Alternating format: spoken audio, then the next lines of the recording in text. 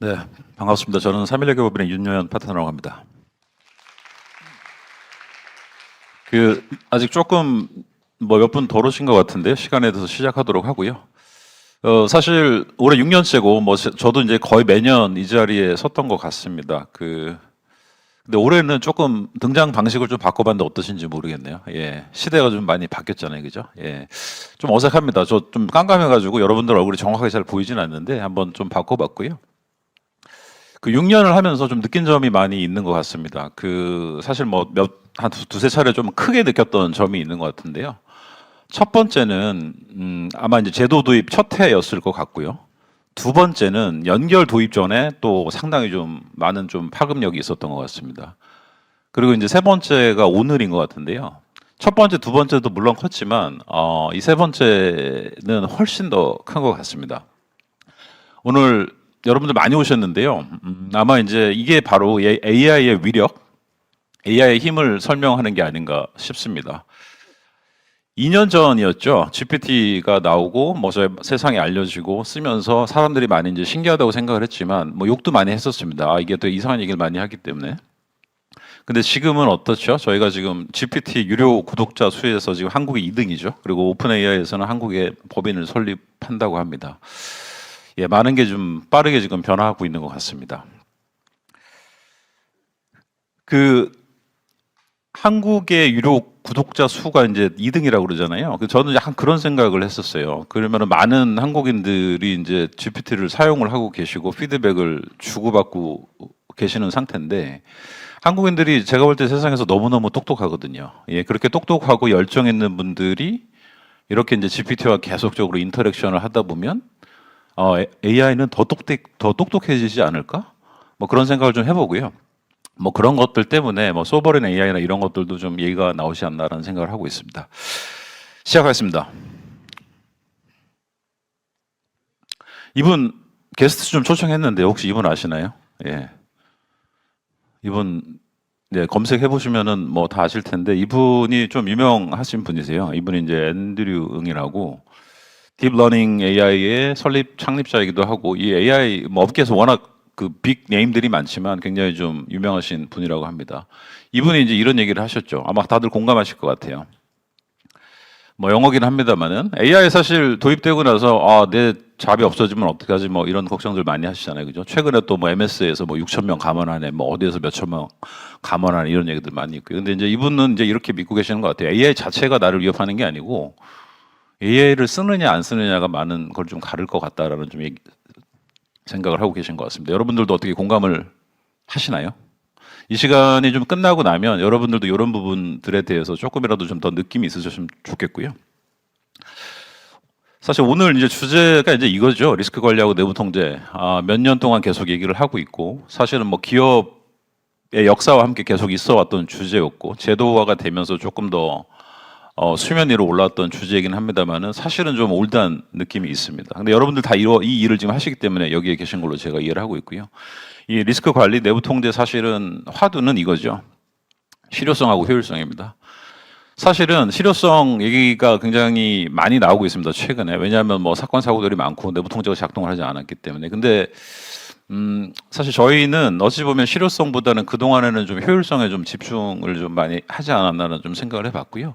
지금 이거를 이제 AI의 맥락에서 좀 많이 고민을 해봐야 될 것 같습니다. 그래서 오늘의 주제는 바로 이제 이거라고 말씀드릴 수 있겠습니다. 여러분들이 잘 알고 계시는 두 가지 단어예요. K-SAX라는 단어하고 AI라는 표현이 있는데 이제 두 가지를 이제 결합을 했는데요. 어떠신가요? 이 왼쪽이 주는 느낌과 오른쪽이 주는 느낌이 좀 많이 다르지 않나요? 제가 이제 이렇게 그려놓고 보니까 상당히 느낌이 많이 다르더라고요. 예, K-SAX. 좀 약간 이런 느낌이죠. 예, AI 뭔가 좀 반짝반짝하고 좀 그런 느낌이잖아요, 그죠?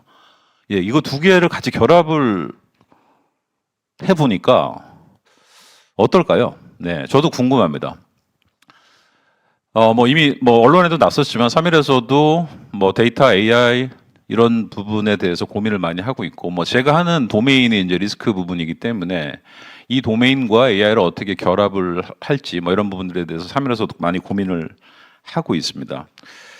많이 기다리셨을 것 같은데요. 3일에서 저희가 이제 개발한 AI 프로덕트 한번 만나보시겠습니다.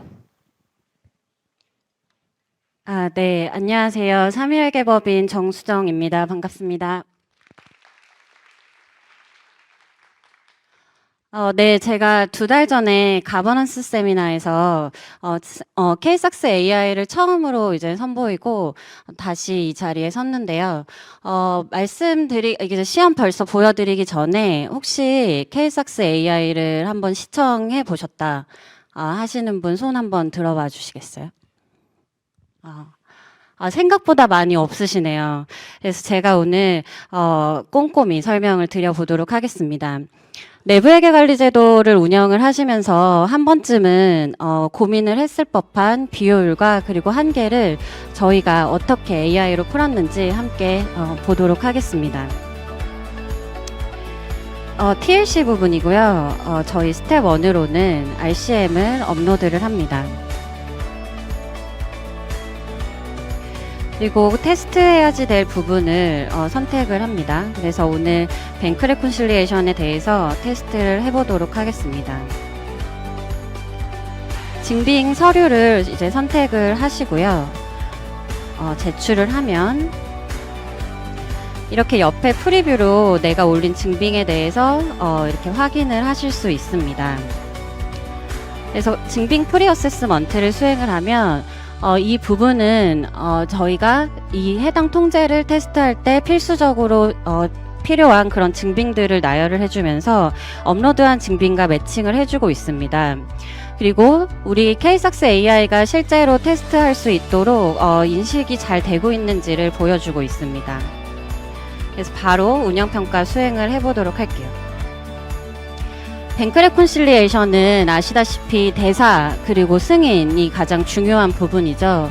그래서 우리의 자금일보랑 SAP 장부상 그리고 계좌별 잔액을 일치하는지 굉장히 쉽고 빠르고 그리고 일목요연하게 이렇게 정리를 해주고 있습니다. 보시다시피 은행조회 내역에서 지금 현재 입금액이랑 출금액이 표시가 안 되고 있는데 이런 부분들은 사람이 좀 확인이 필요한 그런 부분으로 하이라이트 해주고 있습니다. 그리고 두 번째로 승인 및 적시성인데요. 자금일보상에 우리의 승인이 있는지, 그래서 김삼일 팀장이 언제 리뷰를 했는지에 대해서 또 검토를 해주고 있습니다. 그래서 여기서 추가 고려사항을 보시면 김삼일 팀장이 실제로 뱅크 레콘실리에이션을 최종 승인하는 사람이 맞는지에 대해서는 회사의 정결 규정과 일치하는지 확인을 추가로 고려를 해봐라, 이런 부분을 하이라이트 해주고 있죠. 네, 그래서 마지막에 이제 결과까지 엑셀로 다운로드 받을 수 있는데요. 받아보도록 하겠습니다.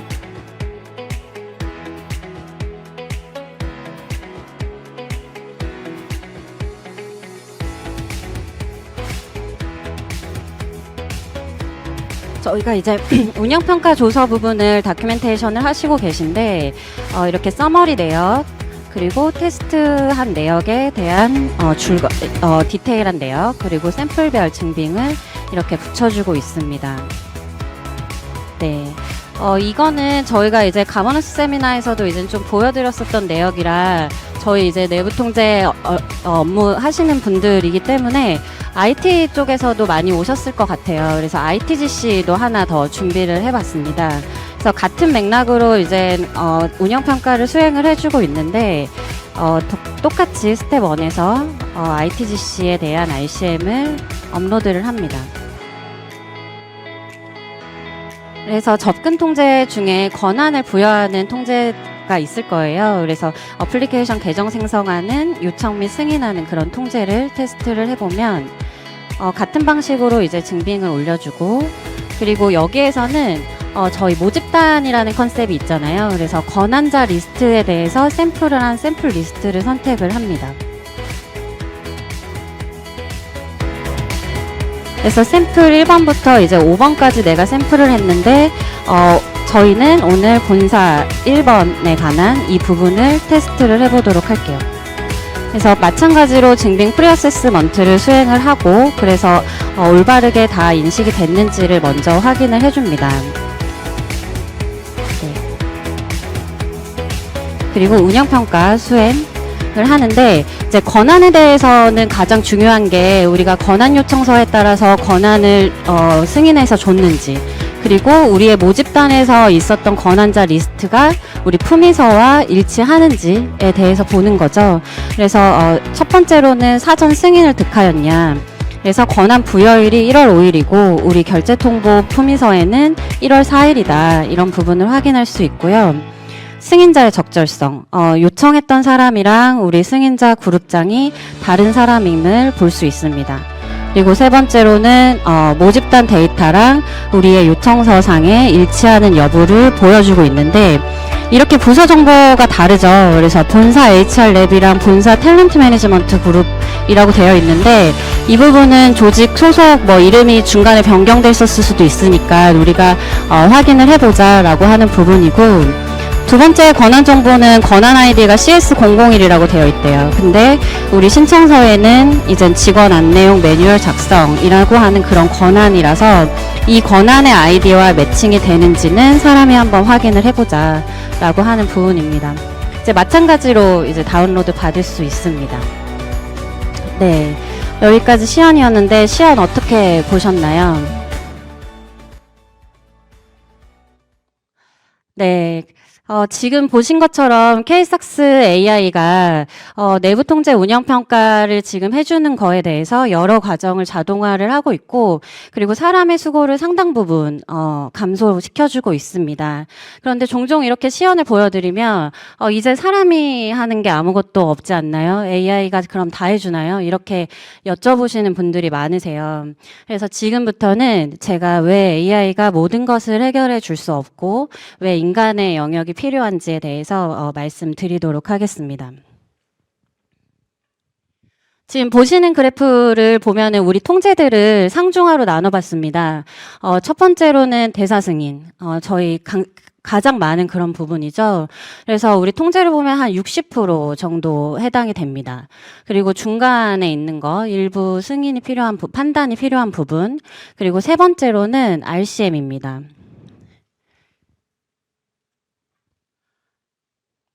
그래서 저희가 이렇게 세모로 해놓은 부분이 사람이 해야 되는 그런 부분인데 사람이 해야지 되는 부분이 왜 있어야 되냐, 왜 완벽하지 않은 그런 K삭스 AI가 왜 완벽하지 않은지에 대한 이유를 좀 말씀을 드리도록 하겠습니다. 그 첫 번째로는 여러분들이 알고 있는 AI의 고유 한계인 할루시에이션이에요. 이제 LLM이 똑똑해지면서 이제 맥락을 이해하고 추론하는 능력이 있다고 하죠. 그래서 얘가 이제 테스트 하는지를 알고 있어서 내가 이 말이 없음에도 불구하고 할루시에이션으로 그럴싸하게 갖고 옵니다.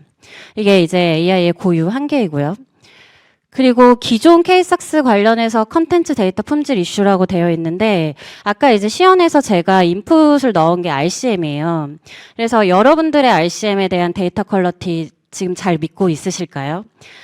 데이터가 사실 좋은 데이터가 들어가야지 좋은 결과가 나오잖아요. 그래서 RCM상 혹시 테스트 절차가 우리가 누락된 게 있다면 테스트를 적절히 해줄 수가 없는 거죠. 그리고 두 번째로 제가 넣은 게 이제 증빙에 대한 내역이에요. 그래서 증빙 같은 경우에는 여러분들이 이제 가장 좀 힘들어하는 부분인데 현업에서 받는 증빙의 모양이 굉장히 다양해요. 그런데 이제 AI가 잘 읽을 수 있도록 그리고 예를 들어 그런 거 있잖아요. 엑셀 파일에 많은 캡처 화면을 캡처를 해서 준다. 그러면 사실 해상도도 떨어질 수 있고 해석이 좀 불가능할 수도 있습니다.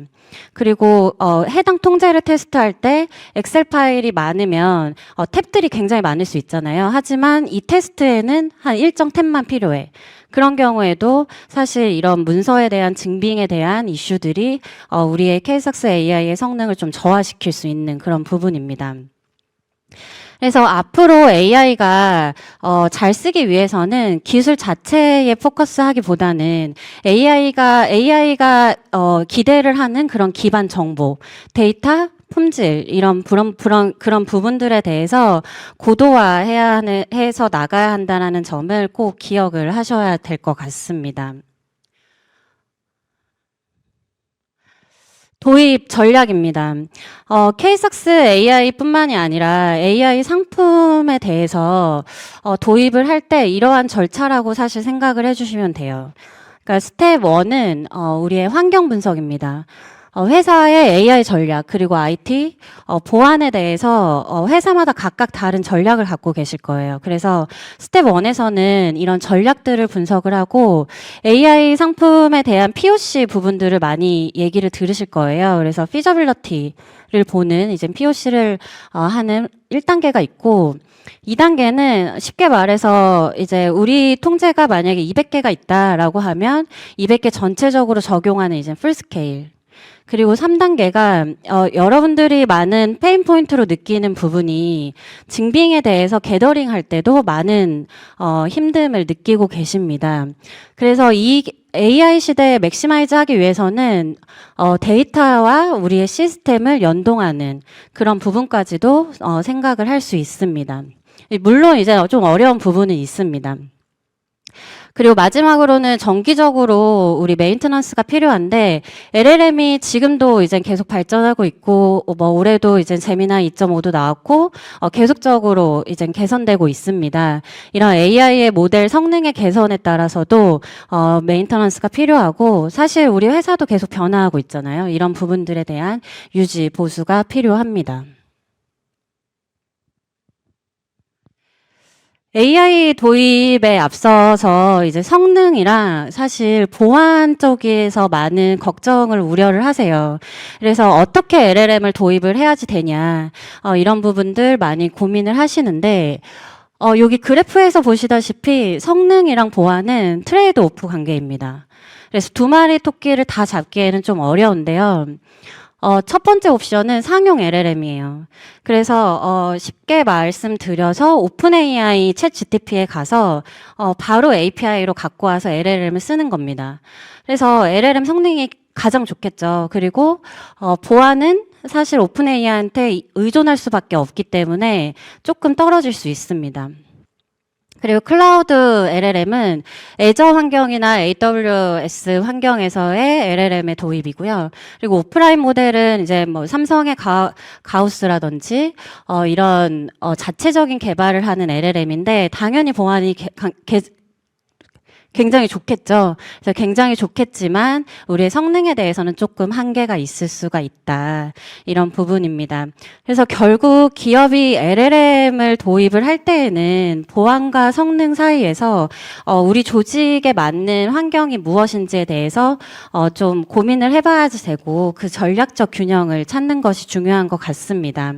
그래서 AI가 무엇을 해야 될지에 대한 고민보다는 우리가 지금 AI를 어디에 활용을 할지에 대한 이런 고민이 앞서야지 되는 그런 시대인 것 같습니다. 그래서 이제 그 고민을 함께 나눠주실 부분을 우리 윤여연 파트너님께서 이어서 설명드리도록 하겠습니다. 감사합니다. 네, 감사합니다. 잘 봤습니다. 어떻게 잘 보셨나요? 예, 저희가 2달 전에 했던 거에 비해서 조금 뭐 IT나 이런 부분들을 조금 보완해서 다시 한번 좀 보여드렸고요. 아마 느끼시는 바가 좀 분명히 있을 것 같습니다.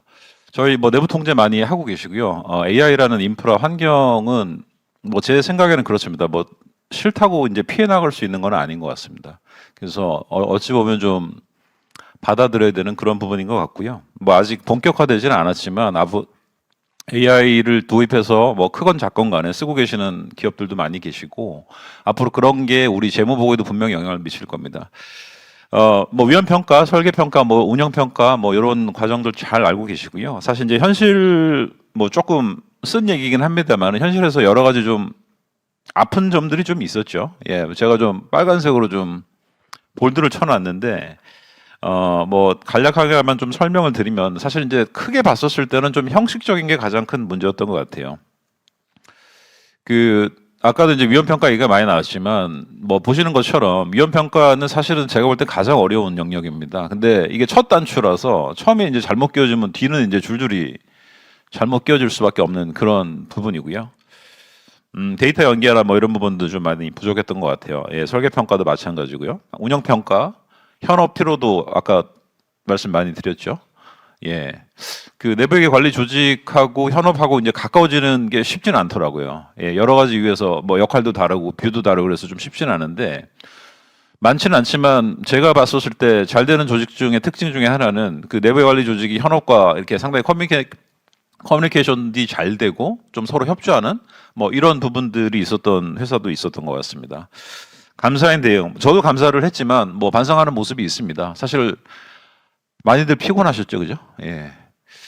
근데 참 이게 재밌는 건지 슬픈 건지 모르겠지만 감사인도 힘들었거든요.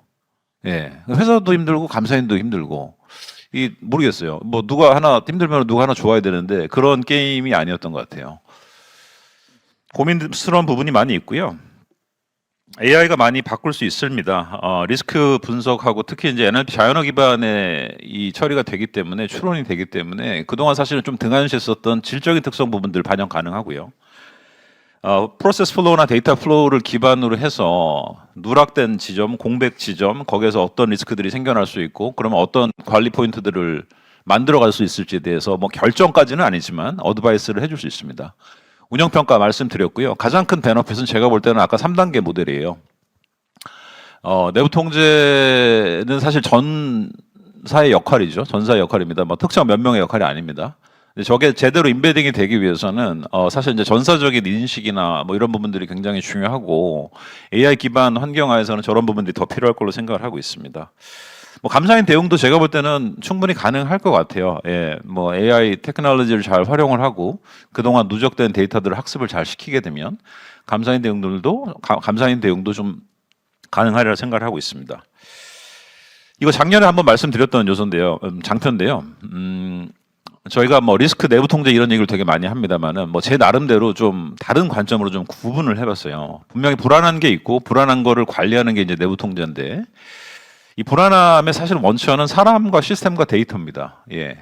어제까지는 그랬어요. AI가 나오기 전까지는. 예, AI가 나오면 좀 바뀝니다. 얘를 관리하는 요소는 현실에서는 이제 다 승인이라고 표현을 하시지만 승인 이면에 있는 성격들을 한번 살펴보시면 뭐 저런 한 6가지, 7가지 정도 되는 요소들로 구분이 좀 되는 것 같아요. 뭐 기준을 만든다든지 경제적 실질을 파악을 한다든지 뭐 저런 것들. 뭐 아까 비교 대사도 있었죠. 뭐 계산도 있고 데이터 넣는 것들도 있고요. 이런 요소들을 계략적으로 이렇게 도식화를 해보면 오른쪽과 같아요. 이 동그라미의 원의 크기는 거래 발생 규모나 빈도라고 보시면 됩니다. 그래서 저 왼쪽 상단의 영역은 통상적으로 사람의 영역이었어요. 사람이 더 많이 해야 되는 영역입니다. 예, 그렇죠. 뭐 추정하고 생각하고 이런 거 사람이 하는 거잖아요. 오른쪽에 비해서는 왼쪽 상단이 이제 사람의 영역이었습니다. 저희가 이 기준에 의해서 한 군데 회사를 좀 분석을 해봤어요. 2조 이상 상장사고요. 이 회사 한 250개 정도의 핵심 통제를 갖고 있는 회사를 좀 아까 기준에 의해서 좀 분석을 해봤는데 뭐 이 회사 전형적인 제조하고 유통 사업을 영위를 하고 있습니다. 거래 구조 조금 복잡하고 물량 상당히 많고 데이터 처리량도 많이 있습니다. 그 왼쪽에서 약간 좀 넓은 영역을 좀 보시면 이게 이제 거래 정당성 기준 정립 데이터 입력 여기가 좀 조금 넓은 영역인데요. 뭐 제가 약간 좀 과장해서 설명을 드리면 이 회사는 합리적 기준을 잘 세우고 거래 정당성을 확인을 한 다음에 데이터를 잘 태우면 재무 보고의 대부분을 차지합니다. 예, 저 넓은 영역 3개거든요. 예, 저렇게 해석이 될 수 있고요. 저 3가지 영역에 대해서 관여된 인원도 굉장히 많고 인원이 많다 보니까 약간 좀 개인 역량에 의존하는 부분이 많이 있습니다. 뭐 사실 이제 수기 비중이 높다 보니까 이제 자동화 수준은 조금 낮은데요.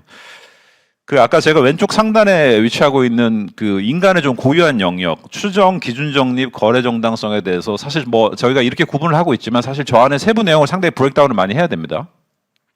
브레이크다운해서 좀 분석을 해 보니까 기존에는 인간 고유의 영역이었다가 추론이 가능한 AI와 이제 협업이 가능한 요소들이 좀 상당수가 좀 나왔습니다. 그래서 저희가 실질적으로 이제 테스트도 좀 해봤는데 물론 이제 100점은 안 나와요. 뭐 100점이 바로 나오지는 않습니다만은 상당한 좀 가능성을 좀 봤다라고 좀 말씀드릴 수 있겠고요. 이 DX 많이 쓰셨죠? 이제 AX 많이 쓰고 있습니다. AX AI 뭐 그런 거죠. 예, AI 시대를 살고 있고 AI 공기를 마시고 있고 그런 것 같아요, 이제는. 예, 어느 순간 그렇게 된 것 같아요. 아주 짧은 순간에. 뭐 비단 내부 통제뿐만 아니고 많은 부분에 영향을 미칠 것 같은데요. 뭐 몇 가지 사례 말씀드리면 기존에는 뭐 예를 들면 신규 계약이 있다, 매출을 인식해야 된다. 그러면 IFRS 15에 따라서 계약 분석을 했습니다. 사람이 쫙 다 분석을 했죠. 이제는 AI가 계약서를 읽습니다. 뭐 단순하게 읽는 것만 그런 게 아니고 수익 인식과 관련된 주요한 조건들, 뭐 변동 대가가 뭔지, 인코텀스는 뭔지, 뭐 예를 들면 이런 것들을 이제 잡아오는 거죠. 인식을 하고 거기에 따라서 수익 인식 기준을 이제 추천을 해줄 수 있고요. 그럼 사람의 역할이 좀 바뀌죠. 사람은 AI가 이거를 제대로 좀 추출한 건가? 제대로 인식을 한 건가? 그리고 AI가 추천한 수익 인식 기준은 우리 상황이나 뭐 비즈니스에 맞나? 뭐 이런 것들을 좀 고민을 해야 되는 거죠. 좀 다릅니다. 그래서 과거에는 뭐 자동 통제, 수동 통제, 뭐 IT 의존 통제 뭐 이런 거 많이 쓰셨잖아요. 근데 이게 좀 달라요, 이제. 저 첫 번째 케이스는 뭐죠? 기존에는 대부분 다 수동이었어요. 그냥 사람이 하는 거였었어요, 다. 그죠? 지금은 사람도 일부 하고 AI도 일부 합니다. 그래서 IT에 의존하는, 아니, IT가 아니고 죄송합니다. AI에 의존하는 또는 AI가 도와주는 그런 통제 성격으로 좀 바뀔 것 같고요. 고객 마스터 비슷합니다. 그동안은 마스터 뭐 입력 변경 이런 거 할 때 승인 다들 거치셨는데 이제는 AI가 이제 데이터 분석 같은 것들, 데이터 인테그리티, 데이터 퀄리티 체크 같은 것들 다 할 수 있습니다. 그래서 중복이나 오류 같은 것들을 판단을 해가지고 이렇게 알려주는 거죠. 야, 이것만 봐봐. 네. 그러면 그동안 이제 굉장히 뭐 다수 거래에 대해서 일일이 눈 감고 승인하던 것들을 조금 더 이제 집중화된 환경으로 볼 수 있겠고요. 저거는 또 어떻게 되죠? 저거는 AI가 일단은 잘 걸러줘야지 제가 그 뒤에 뭔가를 잘 할 수 있습니다. 그죠? 예. AI의 기반 예외 통제라고 좀 명명을 지켜봤는데, 뭐 사실 저 명칭은 공식적인 건 아니에요. 아직 뭐 저런 부분들이 그 포멀라이즈가 되지는 않았지만 다릅니다. 과거하고. 전표도 마찬가지고요. 뭐 사실은 요새 뭐 에이전트, 뭐 AI 에이전트 이런 얘기 많이 하지만 뭐 이 내로한 영역에 대해서는 학습을 잘 시키면 사실은 거의 오류 없이 AI가 결과값을 도출하게끔 할 수가 있습니다. 이것뿐일까요? 뭐 AI 기반 예외 통제, 뭐 자가학습 통한 자동, 뭐 저것뿐일까요? 아닙니다. AI ELC라고 들어보셨어요? 못 들어보셨을 거예요. 왜냐하면 제가 그냥 만든 거거든요. 예. 근데 ELC는 다 알고 계시잖아요. 근데 ELC의 성격이나 데피니션 앞으로 완전히 바뀝니다. 완전히 바뀔 겁니다. 네. ITGC 들어보셨잖아요. ITGC는 앞으로 계속 갈 거예요. 왜? ERP 쓰실 거거든요. 레거시 쓰실 거거든요. 그죠? 데이터 거기서 뽑아서 쓰실 거거든요. 근데 이제는 제가 볼 때는 AIGC라는 게 나올 거예요. 보시면 아시겠지만, 뭐 제가 세 가지 사례를 들어서 말씀드렸지만, 이제는 여기서 AI가 하는 역할이 너무 커요. 네. 분명히 나올 겁니다. 중요한 거는 이런 AI의 특성하고 한계점에 대해서 명확하게 아는 게 너무 중요하다고 생각을 하고요. 이런 고민 많이 하지만, AI를 잘 쓰려면 잘 알아야 됩니다. 그래서 그 도메인 전문성이 너무 좀 중요하다고 말씀드릴 수 있겠습니다.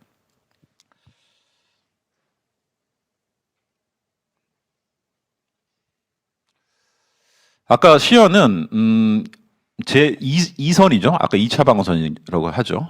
Second line of defense. 그러니까 내부 통제, 누군가 한 내부 통제에 대해서 검증을 하는 부분이었었습니다. 근데 사실은 뭐 많은 부분의 업무는 사실은 이제 1차 저지선에서 먼저 일어납니다. 예. 먼저 일어나고 뭐 재무보고 영업 뭐 여러 가지 부서에서 먼저 일어나죠. 1차 저지선에서 어떤 AI 테크놀로지가 활용이 될 수 있는지 저희가 3.1 법인에서 개발한 리스 AI를 한번 보여드리도록 하겠습니다. 네. 왜 제가 안 내려갔는지 좀 궁금해 하셨을 것 같은데, 리스 AI 한번 더 소개 드리도록 하겠습니다. 일단 저희 리스 계약서들 많으실 거예요. 그래서 리스 계약서를 저희 문서관리 섹션에서 업로드를 합니다. 이제 문서를 업로드를 하면 AI가 해당 계약서를 지금 분석을 하고 있습니다. 실제로 지금 실시간으로 돌아가고 있기 때문에 약간 좀 시간이 소요가 될 수 있습니다.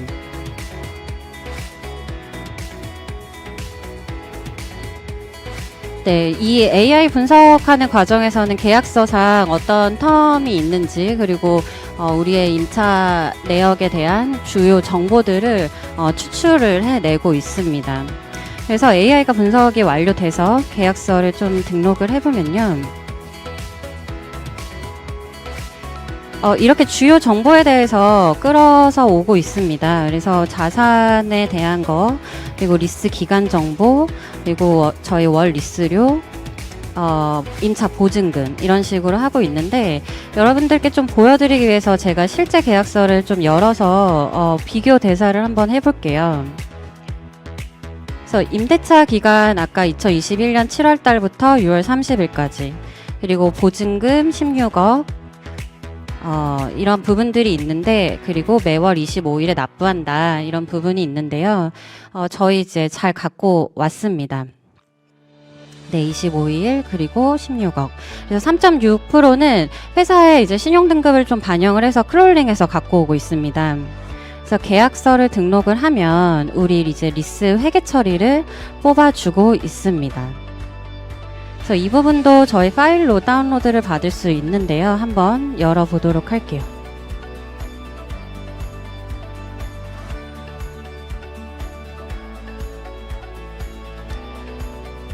네, 내용에는 저희 인풋 데이터들이 어떤 것들이 들어갔는지 그리고 우리 주석 작성 내역들이 들어가 있고요. 분계 처리가 어떤 식으로 되어 있는지 분계 리스별 그리고 상세이고요. 이 뒤에는 이제 주석 백업 파일이라고 보시면 됩니다. 그리고 리스에 대한 상각 스케줄을 이런 식으로 뽑아내주고 있습니다.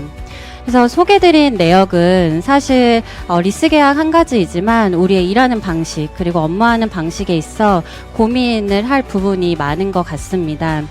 윤여현 파트너님 어떻게 생각하시나요? 잘 봤고요. 제가 AI에 진 것 같아요. 왜냐하면은 제가 이렇게 설명드릴 때 여러분들 눈이 그렇게 반짝반짝하지 않았거든요. 네, 근데 요거 보여드리니까 여러분들 눈이 굉장히 반짝반짝한 걸 봐서는 제가 AI에 진 게 분명한 것 같습니다. 잘들 보셨죠?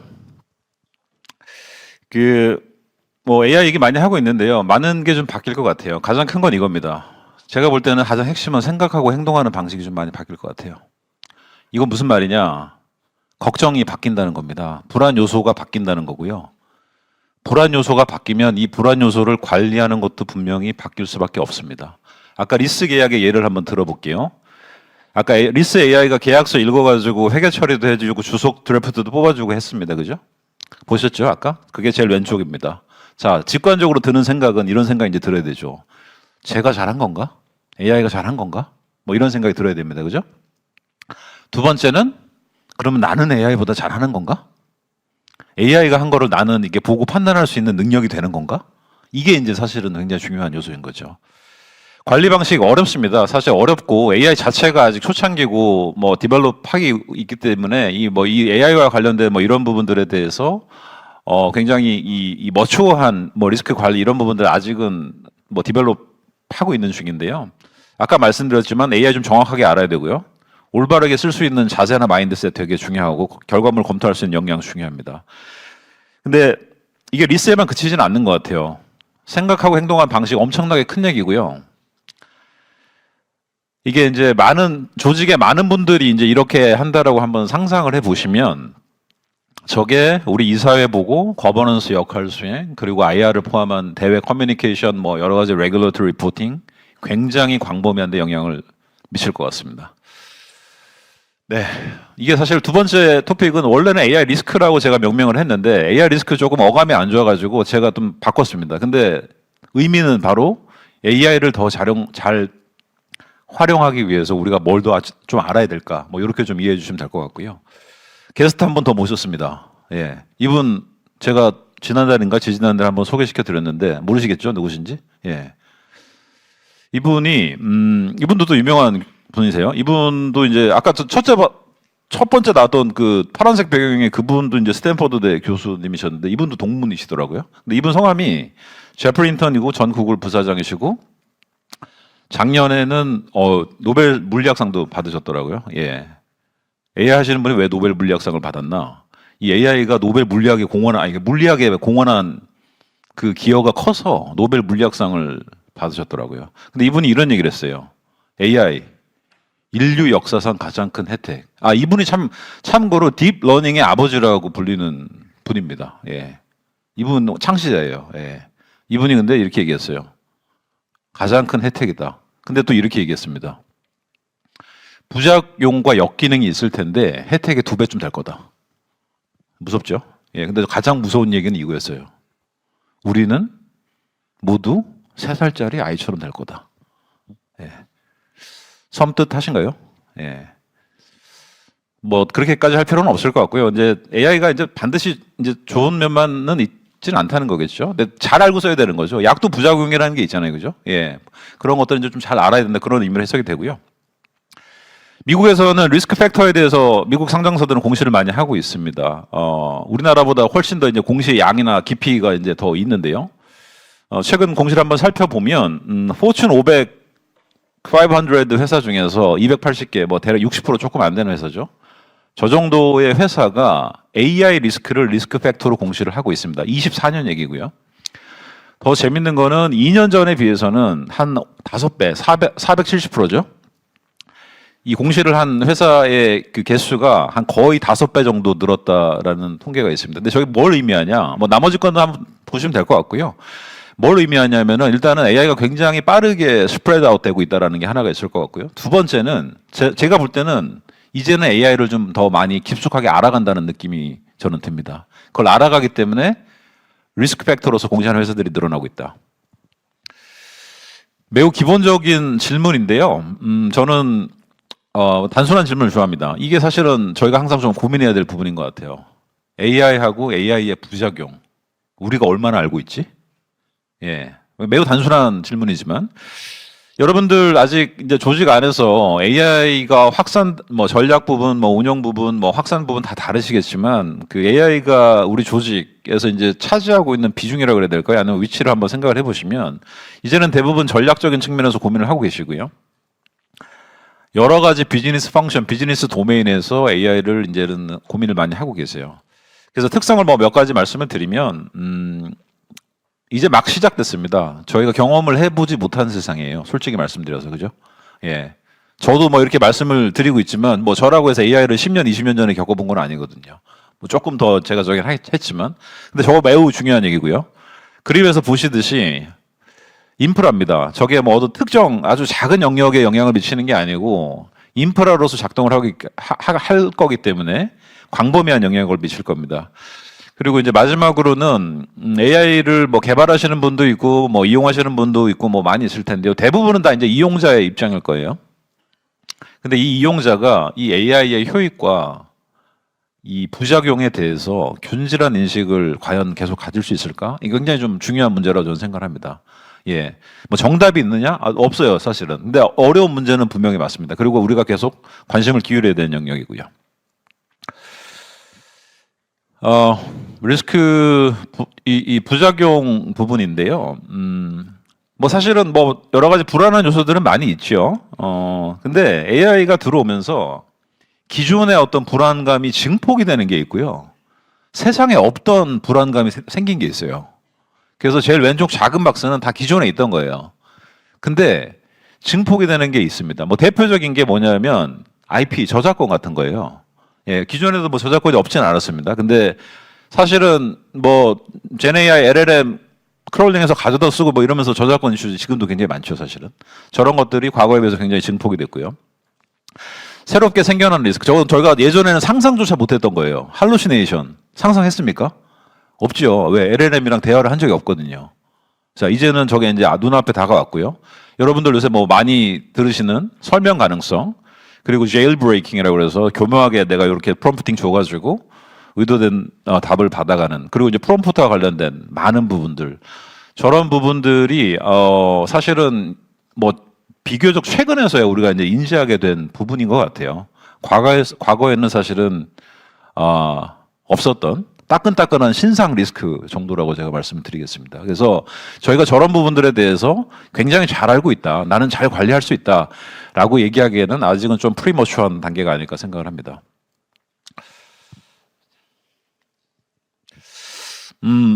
저 왼쪽이 사실은 이제 AI 리스크 프레임워크라고 불리는 부분인데요. 뭐 저희 이제 PwC 프레임워크입니다. 뭐 비슷합니다. 뭐 거버넌스부터 출발해서 좀 비슷한데 약간 달라지는 부분은 저 그 밑에 쪽에 보면 그 AI 그 AI 시스템 생애 주기에 따른 그 관리 부분들이 좀 있습니다. 디자인하고 개발하고 평가하고 뭐 이런 부분, 모니터링하는 뭐 이런 부분들이 있는데 저거 말고는 뭐 비슷합니다. 근데 재밌는 거는 이 AI 환경에서 AI 환경이 왔어요 이미. 우리는 이미 그 속에 살고 있습니다.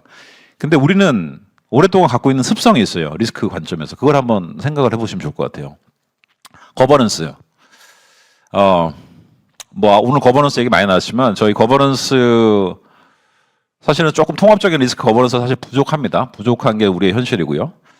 그 다음에 이제 리스크 관리라든지 컴플라이언스에 대한 인식이 뭐 서구권에 비해서는 조금 떨어지는 케이스들이 많고, 그리고 이제 위험 평가 되게 말이 많이 나왔는데 저게 저희가 좀 취약한 경우가 많이 있습니다. 그리고 뭐 약간의 좀 그런 게 있죠. 그 내로남불, 과소평가하는 성향도 분명히 있습니다. 그리고 이제 조직 간 사일로는 저는 AI 환경에서는 매우 중요해질 거로 생각을 하고 있습니다. 이게 왜냐하면 도메인을 잘 알고 계시는 조직도 있고, 뭐 인프라를 또 서포트하는 조직도 있는데, 이 뭐 이런 해계본이나 이런 측면에서 상당히 좀 복잡하더라고요. 그래서 그런 부분들 좀 중요할 것 같고요. 나머지 이제 2선이나 3선의 방어선의 역할도 다시 한번 재정의가 될 것 같습니다. 네, 조금 서둘렀는데요. 이 말씀 드리고 마치겠습니다. 뭐 이런 부분들이 있습니다. 전략 정책 뭐 이런 여러 가지 거버넌스 뭐 조직들이 있는데요. 이게 이제 소위 뭐 비즈니스 요소라고 불릴 수도 있을 것 같고요. 리스크 관리 요소라고 불릴 수도 있을 것 같습니다. AI는 어디에 있을까요? 예, 이거 뭐 별로 어렵지 않은 것 같아요. 그죠? 중간에 비어 있잖아요. 자, 제가 볼 때는 AI는 이제 여기 들을 것 같아요. 이게 무슨 말이냐? 뭐 AI가 중심이다 이런 것보다는 AI는 기존의 요소들과는 이제 약간 다른 어떤 레이어를 구성을 할 겁니다. 다른 레이어를 구성을 하고 저 레이어가 다른 레이어들과 이제 상호작용을 많이 할 것 같아요. 그래서 어떤 그 결과값이 나올지는 상당히 좀 궁금하고요. 두 번째는 이 케이스 컴플라이언스 부분은 관리 측면에서는 AI를 적용하기에 굉장히 좀 좋은 영역인 것 같아요. 민감도라든지 뭐 여러 가지 효율성이라든지 이런 측면에서 한번 적극적으로 고민해 보시면 좋을 것 같고요. 마지막으로 오늘 거버넌스 뭐 상법 개정 얘기 많이 나왔는데 이제 뭐 이사회, 경영진, 감사위원회 모두 다 이제 이런 AI에 대한 아젠다를 갖고 가죠. 그래서 전략 실행 리스크 이런 부분들에 있어서 분명히 우리가 생각했던 것보다 파급력이 크기 때문에 베너핏도 크고 리스크도 클 수 있기 때문에 저런 측면에서 트러스트를 어떻게 빌드해 나갈 것인지 지금부터 고민할 필요가 있다고 생각합니다. 네, 오늘 제 발표는 이상으로 마치겠습니다. 감사합니다.